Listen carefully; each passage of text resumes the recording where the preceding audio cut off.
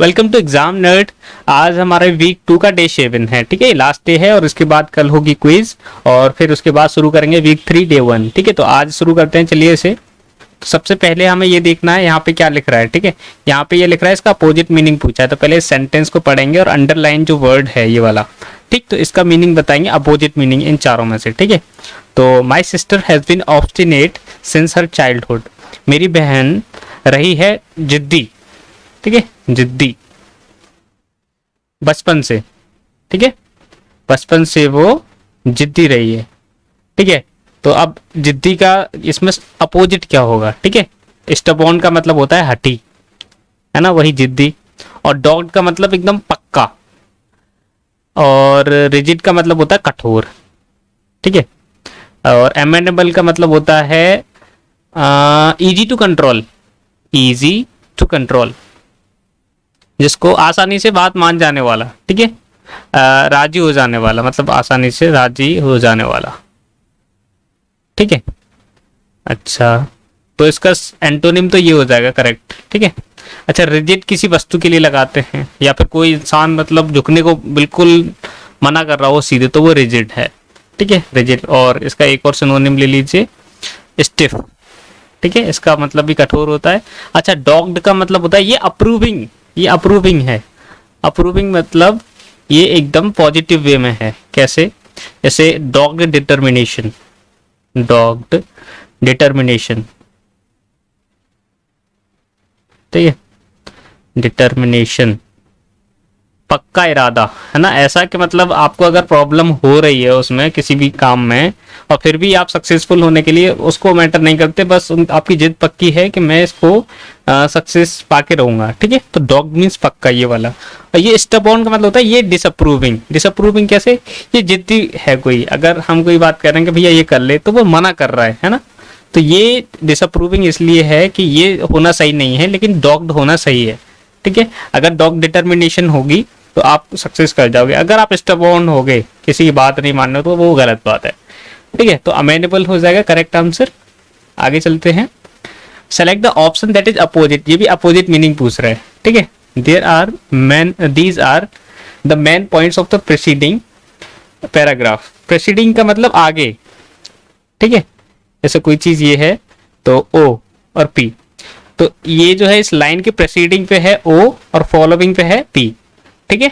तो ये हो जाएगा हमारा प्रीसीडिंग, ठीक है, प्रीसीडिंग, और ये हो जाएगा फॉलोइंग, ठीक।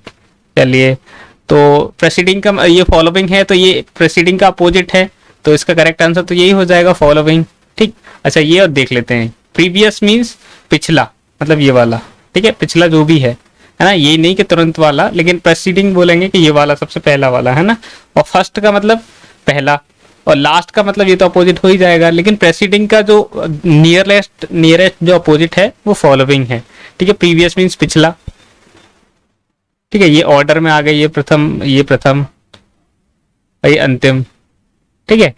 तो हमारा जो करेक्ट आंसर हो जाएगा वो हो जाएगा फॉलोइंग, ठीक है। प्रीसीडिंग का मतलब आगे, जैसे ये मेन पॉइंट्स, किसी ये मेन पॉइंट्स बताए हैं किसी पैराग्राफ के, तो ये वाला जो पैराग्राफ है यहाँ पे, तो ये प्रीसीडिंग पैराग्राफ, ठीक है। और एक ये पैराग्राफ है यहाँ पे, ठीक है, तो ये फॉलोइंग हो जाएगा और ये प्रीसीडिंग, तो ये कोई भी पॉइंट्स हैं 3, तो ये प्रीसीडिंग है, ठीक है। प्रीसीडिंग पैराग्राफ ये रहा, ठीक।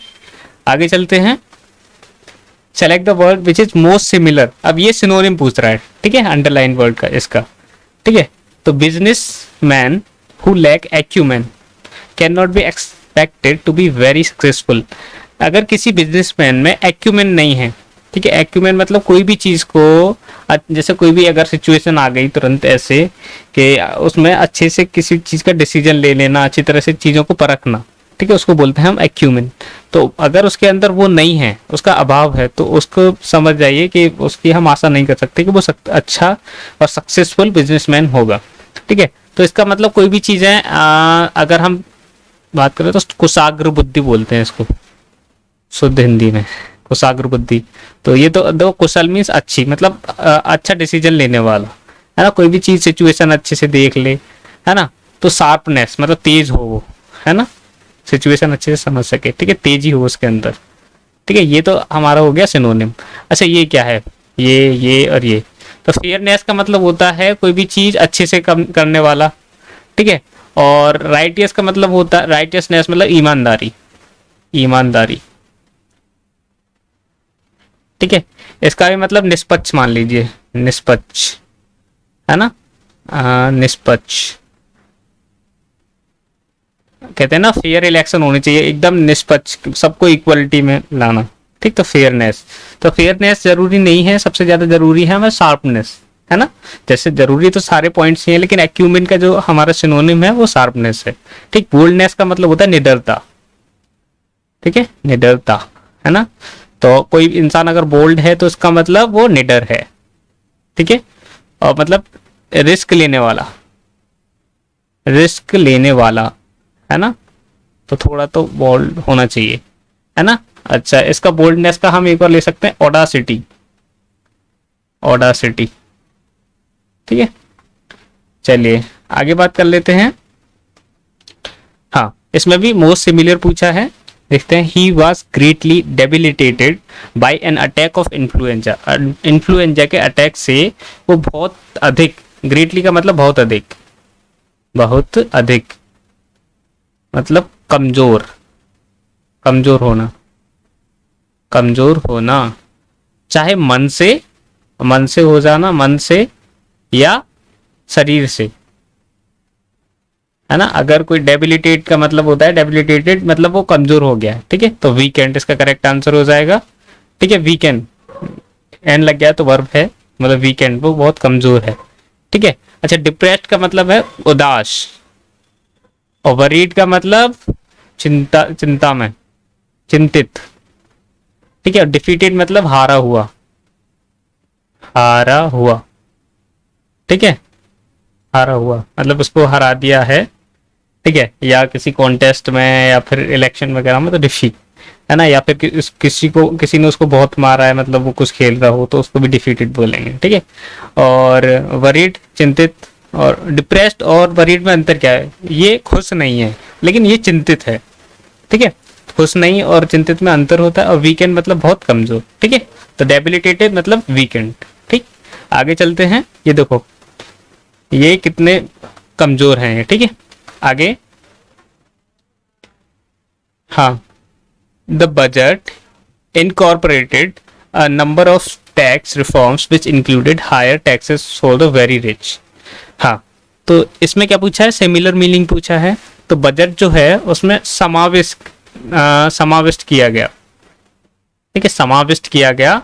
अ number of tax reforms, tax सुधार बहुत सारे थे तो उनको समाविष्ट किया गया उसमें, जिसमें थे higher tax for the very rich, मतलब बहुत जो अमीर लोग जो हैं उनके लिए जो टैक्सेस थे तो उनको इनकॉर्पोरेट किया गया, ठीक है। तो 4 ऑप्शंस हैं, इनमें से हमें मोस्ट सिमिलर देखना है।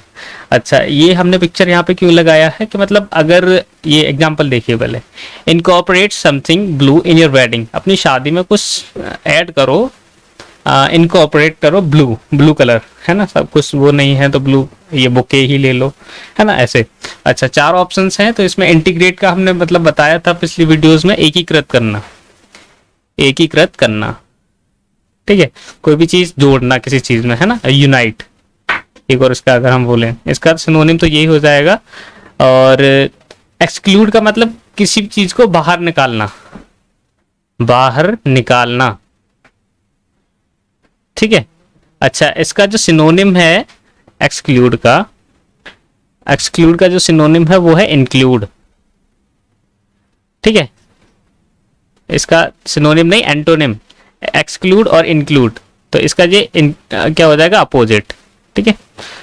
इसका एक्सक्लूड का जो अपोजिट हो जाएगा एंटोनिम इंक्लूड, ठीक है। अच्छा, लेट डाउन, कोई भी निर्धारित करना, लेट डाउन अ रूल, निर्धारित करना, निर्धारित करना रूल कोई, ठीक। चलिए, और रिमूव का मतलब होता है हटा देना, बिल्कुल, रिमूव का मतलब होता है हटा देना, ठीक। चलिए आगे चलते हैं। तो यहीं तक था, हमारे 5 वर्ड्स हो गए, ठीक। और आप अगर इंस्टाग्राम चलाते हैं तो एग्जामिनर टीम सर्च कीजिए, वोकैबुलरी सर्च कीजिए, यहाँ पे आपको मिलेगी वोकैब, और क्या कलर चेंज करके, हाँ, तो एग्जामिनर टीम सर्च कीजिए, यहाँ पे आपको जीके की पोस्ट और यहाँ पे आपको वोकैब मिलेगी। और अगर फेसबुक पे और टेलीग्राम पे इस लेक्चर की, इस वीडियो की आपको पीडीएफ मिल जाएगी। और चैनल पे नए हैं तो आप बिल्कुल सब्सक्राइब कर लीजिएगा। Thank you very much. पढ़ते रहिएगा, अपना ख्याल रखिएगा।